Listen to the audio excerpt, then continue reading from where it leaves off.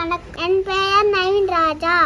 நான் 4ஆம் வகுப்பு படிக்கிறேன். நான் இப்போது திருக்குறள் சொல்ல போகிறேன். சொல்லுங்கள். அகர முதலெல்லாம் மாதுவன் முதற்ற உலகே கட்டணா பய பயணங்கொள் வாளறிவான் நட்டா தொழாலெனின் மலைமிசையினால் மானடி சேர்ந்தார் இளமிசை நீண்டு வாழ்வார். வேண்டுதல் வேண்டாமா இல்லைன்னு அடி சேர்ந்தாக்கு யாண்டும் விடுமையில்லை. இருசேரனும் சேராரனும் பொது சேப்பு கொண்ட மாற்று.